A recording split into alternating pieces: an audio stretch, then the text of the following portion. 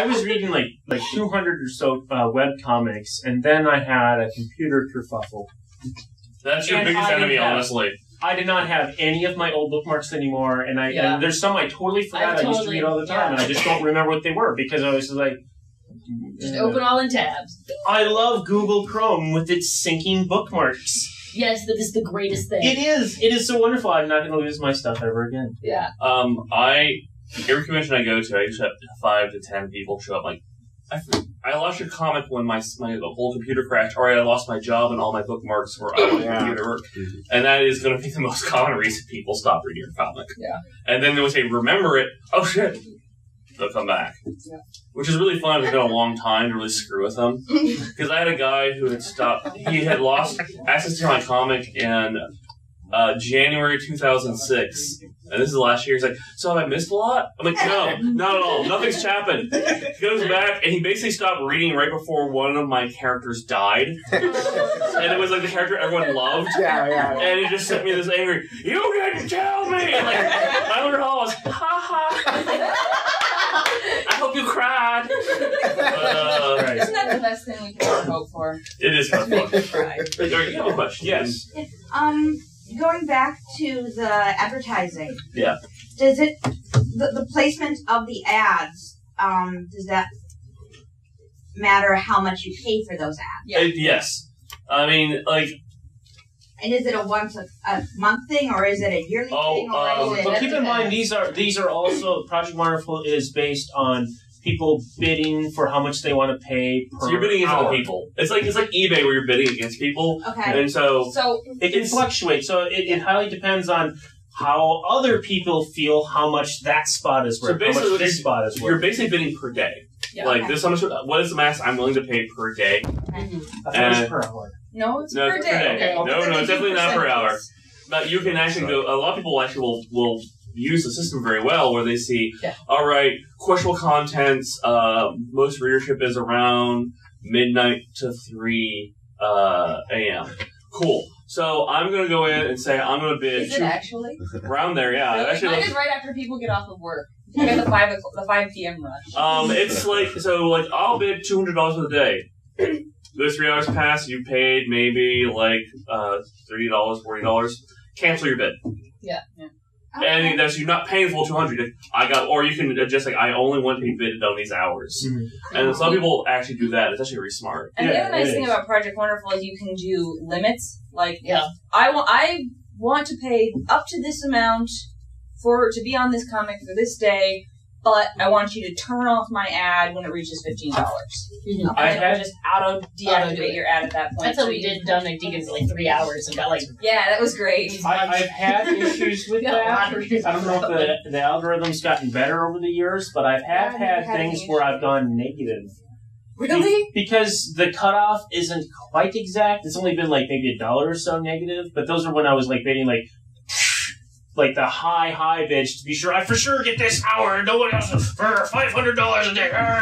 And then I like cancel it or I say only it's like a bid $500 but only actually spend $20.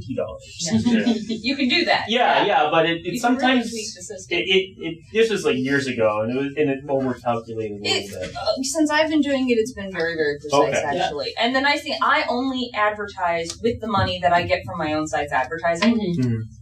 Which I kind of cheated, I guess, because my initial advertising was all through Girl-O-Matic that I didn't pay for. So I already had some readers when I started with Project Wonderful. Hey, whatever. Yeah. You worked for it. Yeah, I did. But if I had started without that, then I would have needed probably to put in some of my own money for advertising to get the readers that would get my page rates high enough, so that then I would have money in my Project Wonderful account to spend on advertising. Also, you were on the Webcomic Beacon a couple of times, so I'm sure there was, one or two. Huge boost in my readership every time. Another important thing to mention about Project Wonderful ads, if you are the person that has the ad on your site, you can also put a minimum bid, which you will accept. And you can have, like, your own image there with its own link to go to your store or somewhere else, or your ad here sort of thing. So it's not like you can utilize that space. Yeah. If there's no bidding on my site, it goes to where you can buy my books. But if you're brand new, you're not really going to have traffic to really have to justify.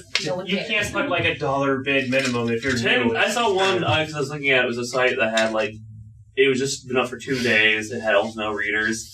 And they're doing bid at it was like one of the small square ones was $10. This is like laughing hysterically. I get about 60 cents a day. So it adds up.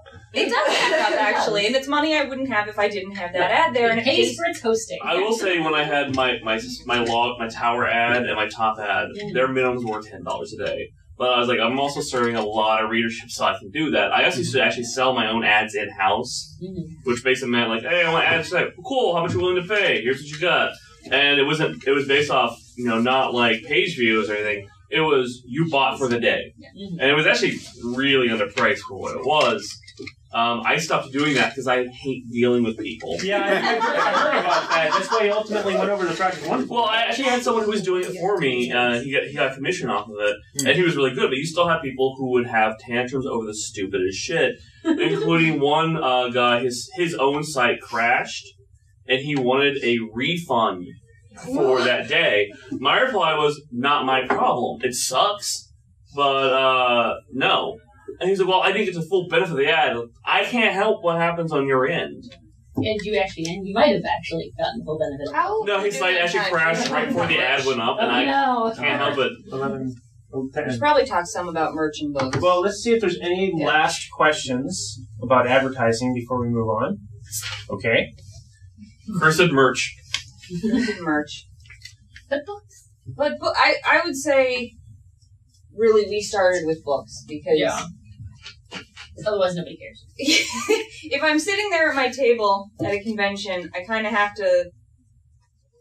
I have a readership of roughly 2,000. Maybe 3 on a good day, not in June. So if I'm sitting there at my artist alley table or whatever, I need to have my comic on the table for people to look at. Yeah. Because no one as hurt as me. Well, in SpringCon now they have, because I've been going to there for 4 years or whatever. But I've actually got some readers on SpringCon.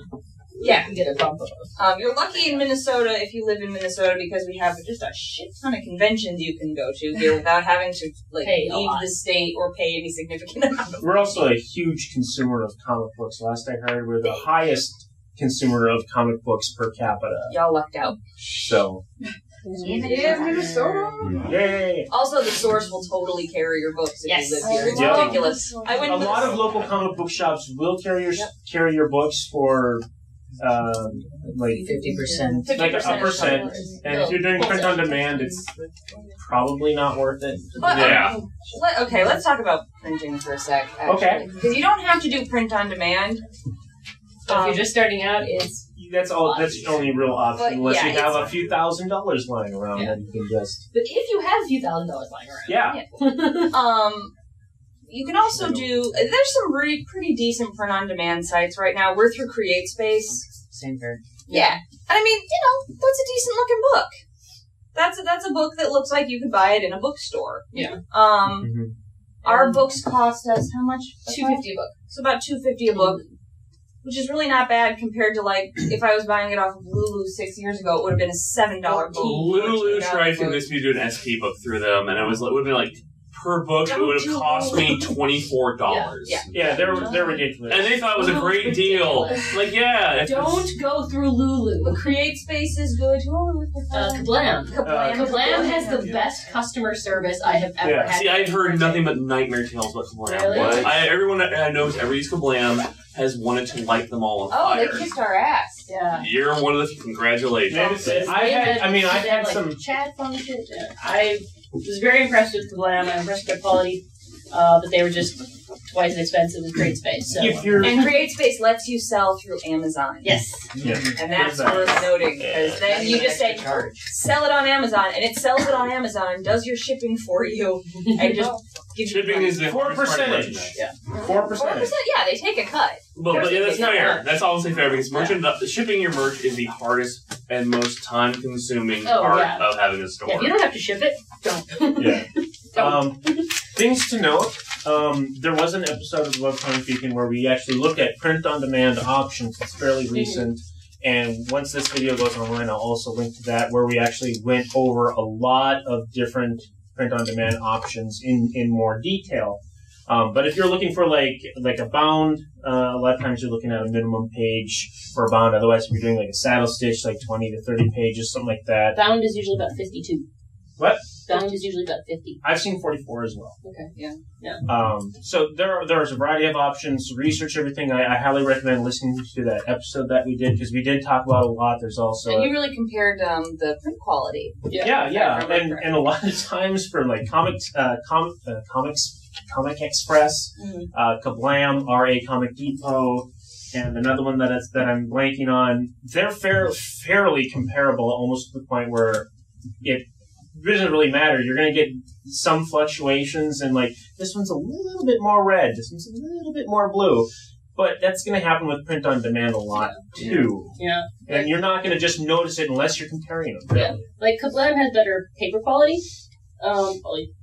And the blacks are blacker, but I mean you can't compete with Create Space's price tag because it's half of what Kablam costs. Oh, and just remember before you start drawing your comic, if you haven't yet, black and white is so much cheaper to print. So much cheaper. There's a place called Lightning Space or Lightning Source or something like that, which used to do Create Space until Amazon got their own in-house or whatever. Mm-hmm. And I haven't tried them or looked at it too much yet, but reports are, at least if you're looking at like a bound book in color, their prices are incredibly insanely cheap. Those are people that approached us last year. Oh, at Fusion. Yeah. That's why we started thinking about color. There are options, but the most important thing, especially if you're doing color, learn how to color for print. Work in CMYK. Is that what you're and then convert it to RGB if you really have to, or for your website. Yeah, you have to have RGB for your website. Yeah. I'm seeing some terrified expressions. The bad thing, right now. And we're running low on time, so we need to hurry. Yeah. The bad thing about Kablam, they only take RGB images, which is the stupidest thing. But if you convert them yourself, you're pretty safe on what it's going to look and compare it to. But that's like the only really weird thing. So listen to the other episode for more information. Yes. What about comics that are majority in black and white with a little few splashes of color? You still have to pay full color. You create a color comic, basically. Whether you like it or not, it's now colored. Okay. Right. Yeah, I have this is the blue here, the blue circle and the red circle. That's pretty much the only color in my entire comic. And you wanted to print the whole damn thing in color.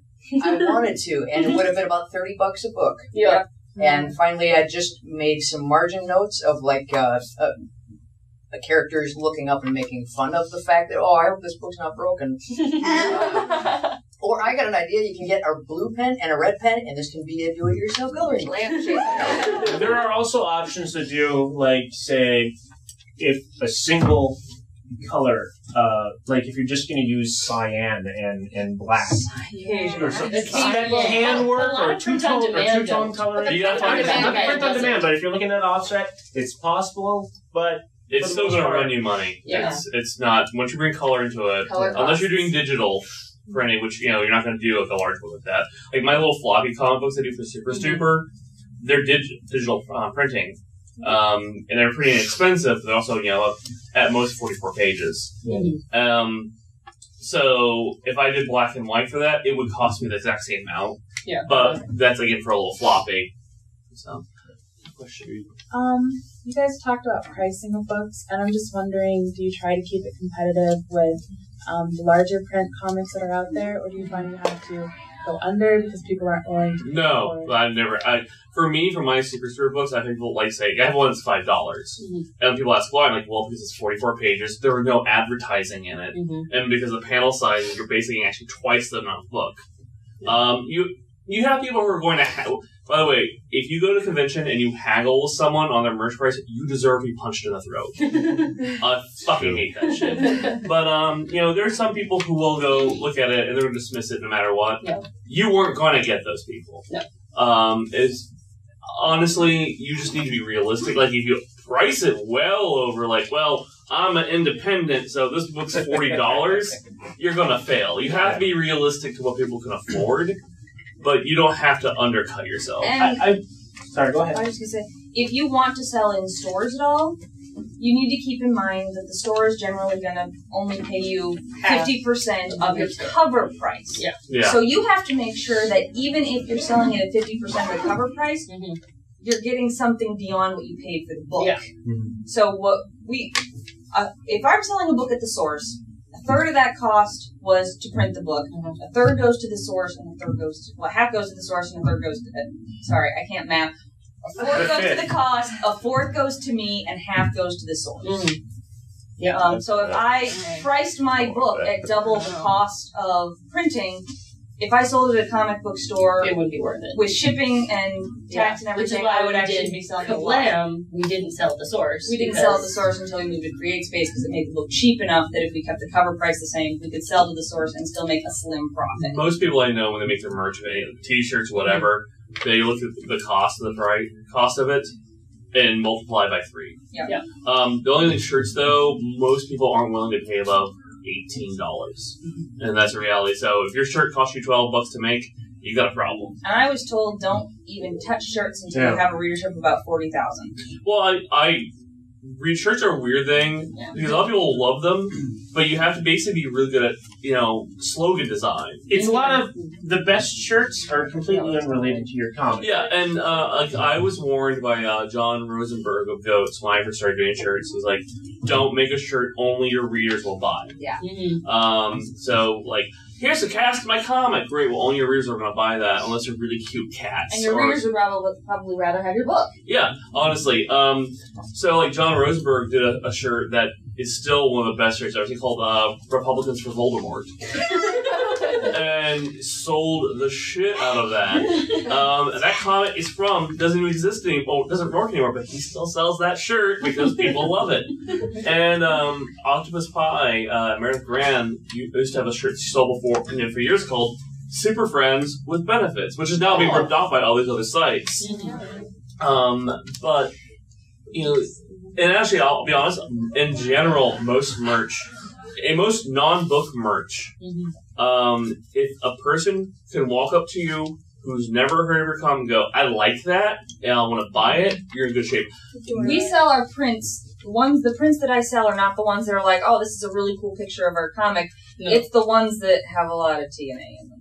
I mean, people come and go, oh, she's hot, I'll buy that print. Also, I wanted to mention before we get too off topic, though, readers lie. Oh, yeah. They say, oh man, that'd be great on a shirt, or they're not going to buy it. No. They're just, I would totally buy this thing. You order the merchandise. Well, I don't buy merchandise from Webcomics. That's happened to me. Yeah. And it put me at $800 in debt because I was like, oh, I listened to the readers. That was a very expensive lesson. Yeah. I'm down to that was a shirt run I did in 2007. I'm down to the last 10 of those finally. Nice. And I reduced them to $2. The shirts cost me $9 to make. So, pre-orders are your friend. Yes. Pre-orders, pre-selling things, because that way you can get a general idea of how interested people are in it. Where they'll go, if you put a shirt up and 400 people rush to throw money at you, you probably have something good. Yeah. If 3 people do it, probably don't need to be ordering it. Can we talk a little bit about some of the unusual merch? I mean, you just did keychains. I want to talk a little bit about Patch Together. 9 minutes. What merchant system are you guys generally using? Merchant system? Like PayPal. Well, I run a store through a program called Shopify, where you can set up your own store. Shopify, And Shopify can accept payments through Google Payments, Amazon Payments, PayPal, and if you have a credit card processing service, you can do that. Also, at conventions, I usually call Square. Yeah, great. Square. Everybody get a Square. PayPal also has their own, and it actually is a little cheap. Basically, Square charges you 2.75% of every transaction that you swipe. It's 3% if you enter it manually. Square is a thing you can use on your phone to accept credit cards at conventions. Android and iPad and iPhone. Yeah. PayPal's is 2.7% swipe, 3. Also, PayPal's will help you verify checks. Oh. Really? I haven't tried it yet, but... Who still writes checks? Oh, you'd be surprised. People walk up will you take a check? God damn it. I would actually never take a check. I have. Because those can always bounce. I always demand their driver's license. I write all that shit down. But it has to be a situation where, would you take a check for $2? No. I absolutely will not take this thing. And I also tell them that, you understand, if this bounces, you're paying the fee for it. Being able to take credit cards is super, super helpful. And you don't pay anything for the dongle to start a Square account. And it can be like, oh, I want that print, but I only have this amount of money. I'm like, oh, do you have a credit card? Oh, look at that! You can have that print. You could also buy a book. You could also buy a button because you're already putting it on a credit card. You don't need any cash right here. I've seen this happen. It is magic. By having Square, I opened up $8,000 extra last year that I don't usually get in convention sales. Yeah. Because people will run out of cash, but they won't run out of plastic. It's great. Also, but, that also opens you a situation where you have to do all things Virtue does with credit cards, including checking for the signature on the back. Mm-hmm. Oh, no signature? I need to see your ID. Yep. That is important, because you never know if someone has a credit card they're not supposed to be using. And if they get angry at you, you just say, no, I had my credit card stolen once. I really check. And they go, oh. I've never had anyone get mad. Matter of fact, they're always usually really happy that I asked. So technically, if a credit card's unsigned, it's supposed to be void. Not if you write CID on it. Yeah. If you don't, there's some people that don't write anything. You can't write CID on it. That's apparently a violation of that's what the bank. But you know what? People do it anyway. Well, that's what the bank tells you. Yeah. The bank would. But no matter what, in the end, if it's not signed, you just say I want to see your ID and make sure it's the same person. Yeah. I mean, because you're not dealing with anyways because we sell porn anthologies. So. There you go. Incidentally, if you want to make some money, get into a porn anthology. But also learn all the local laws and doing that because you can get in a lot of trouble in certain places. We need to make sure that here's the rest of our display and here's the porn anthology. And I'm like, got my elbow right here. Whoever's reaching for that needs to show me an ID. And we also wrap paper around. Sure. Just as a loop, we just wrap a piece of loop there. So even my super floppies, which the worst is language. Right. I still have for mature audiences. I will not let little kids pick it up. Mm-hmm. They're not going to see anything that's horrible. Right.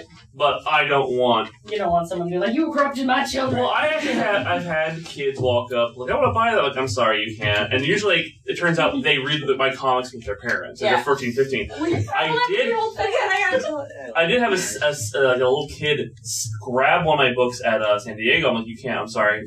He flips me off and runs off with the book. Oh my god! San Diego Comic-Con. I can't chase him. Right. Yeah.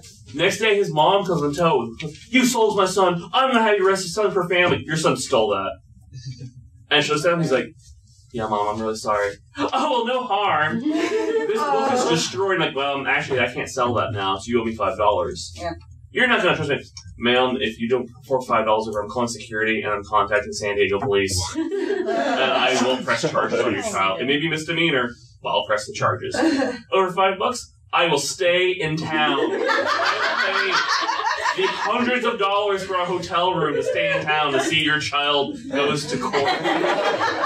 Because you are a shitty parent. Did you say that? Did you say that? Yes, I was. Because I was angry. And the nice thing about being self-employed, I don't have to worry about customer service. That is the best. If you're rude to me, I will be as rude back, if not worse. We had a kid at our table try to grab the comic, and I'm just sort of like, going along, this isn't necessarily a children's comic, so what's in it? Well, it's got boobs and human sacrifice. And she said, gotta learn about boobs and human sacrifice somewhere. If he doesn't read it here, he's gonna find it on the internet anyway. Yeah. Fan art. For the kid? Signature mailed it to us. It was the cutest goddamn thing. That was the most adorable vulva. It's like all the little kids draw the sun with a big smile in it. Oh my. You're a terrible person. You're a terrible person sometimes. Yeah, sometimes. Yeah. That's my business model. My business model is being awful, yeah. I do want to say also, just before, because I assume we have to wrap up. Yeah. There are some interesting ways of looking at merch. Don't just assume you have to do t-shirts, books, and prints. Mm-hmm. But be careful of how much money you're dropping down. Yeah. Patch Together is a really fun site. If you have some amount of readers, you don't have to put up any risk. You do a design for a 3D figure, and their sculpting is really good. It's really nice. You put it on their website, and if they get enough pre-orders for the figure, they make it, and they do the shipping for you. And you get apparently a tiny percentage. This is one of Lee's dreams. However... Short back's done a few of those. Yeah. You're really probably only going to be successful if you're a massively popular comic, or you're doing a figure that will appeal to people who might not have read your comic. I will also say on top of that, the whole popular comic, or just readership. maybe 1 to 3% of your readers will buy merchandise. Yeah, maybe one. If you go in like I've got 8,000 readers, so when I sell 8,000 shirts, not going to happen. The bulk of your readers who come to your site look at your comic, look at nothing else, and go to the next site. That's reality. And I have people like, man, if you had $1 for every reader, I'm not going to ever have $1 for every reader I have. It's impossible. They're not going to do that. I have readers who walk the conventions like, I didn't know you come to conventions. I have a bar on top of my site that say what conventions I'm going to. But they don't care. No one ever reads the text. They look, well, it's like retail. No, people don't read. Yeah, and, I can even put, like, in the tagline about my comic, hey, I'll be at this convention next week. They look at that comic, that's it. And that's the reality. You have to understand, you're never going to reach every one of those people. But the people who do buy and do support you, if you're doing something they like is quality, they will be with you a long time. I think we're done. Yeah. Do you guys have tables here at all? Oh, I have a table in Exhibitor Hall, but... I'll have a table at SpringCon in a couple weeks. Yep. We'll be at SpringCon. I have a board. What about WinterCon? FallCon. FallCon's the other one. Yeah. Winter in the middle of April. Thank you guys for coming out. Unless there's any other questions, I do highly recommend checking out the print-on-demand options episode that I mentioned on the Webcomic Beacon site. Very good information on that.